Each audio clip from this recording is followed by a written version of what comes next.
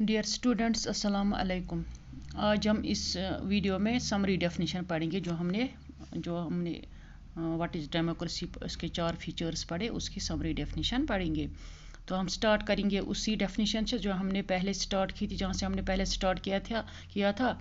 Democracy is a form of government in which the rulers are elected by the people. तो पहला ही जो feature था उसका, जिसमें लिखा था rulers elected by the people take all the major decisions. इस फीचर को हमने समझाया था पाकिस्तान की कंट्री से, जहां परवेज़ मुशर्रफ हुकूमत करता था। तो इस फीचर में है कि rulers elected by the people take all the major decisions.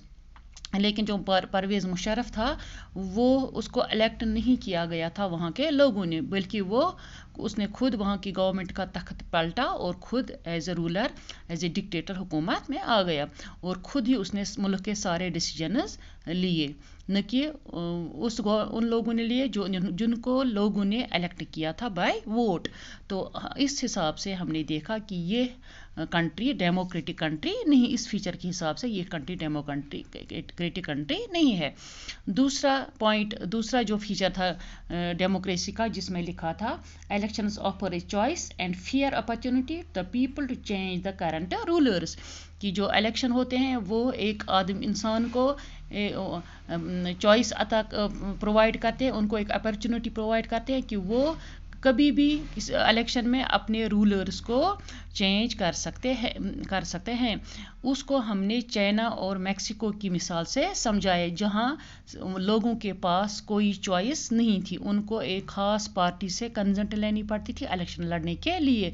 तो उस हिसाब से वो कंट्री भी डेमोक्रेटिक कंट्री नहीं है। इसी तरह मेक्सिको में एक ही पार्टी थी जिसके जो दूसरे अपोजिट पार्टी के लोग होते थे, अपोजिट लीडर्स, उनको हैरेस किया जाता था, इसलिए वो कंट्री भी डेमोक्रेटिक कंट्री नहीं है। तीसरा पॉइंट हमने पढ़ा, this choice and opportunity is available to all the people on an equal basis। तो उसको हमने सऊदी अरबिया की इस कंट्री से लिया और एस्टोनिया से लिया, दूसरी फिजी से लिया, जहां पर इक्वल राइट्स लोगों को हासिल नहीं, वोट डालने का इक्वल राइट्स उनके पास नहीं थी, इक्वली इनको ट्रीट नहीं किया जाता था। तो इसके हिसाब से वो कंट्री भी डेमोक्रेटिक कंट्री नहीं है। तो तीसरे फीचर को हम उन कंट्रीज के हिसाब से समझाए। उसके बाद चौथा पॉइंट था the exercise of the choice leads to a government limited by basic rules of the constitution and the citizens rights। उसको हमने इस फीचर को हमने ज़िम्बाब्वे की मिसाल से समझाया, जो कि एक अफ्रीकन कंट्री है, लेकिन वहाँ जो रॉबर्ट मुगाबे था वो अपने चॉइस के हिसाब से कॉन्स्टिट्यूशन को अमेंडमेंट करता था और उसी हिसाब से रूल करता था। लेकिन वहाँ हर कंट्री को गवर्नर करने के लिए एक रूल ऑफ लॉ होता है, जो उस कंट्री का कॉन्स्टिट्यूशन उसको बना के देता है। तमाम जो भी वहाँ इलेक्ट होंगे लीडर्स, उनको उस कॉन्स्टिट्यूशन के हिसाब से अपने कंट्री को गवर्नर करना होता है।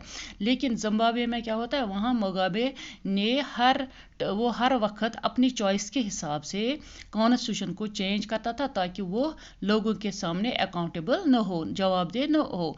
इस वजह से उस कंट्री को वहाँ रूल ऑफ लॉ नहीं था, बल्कि वो कंट्री को चलाता था रूल बाय लॉ।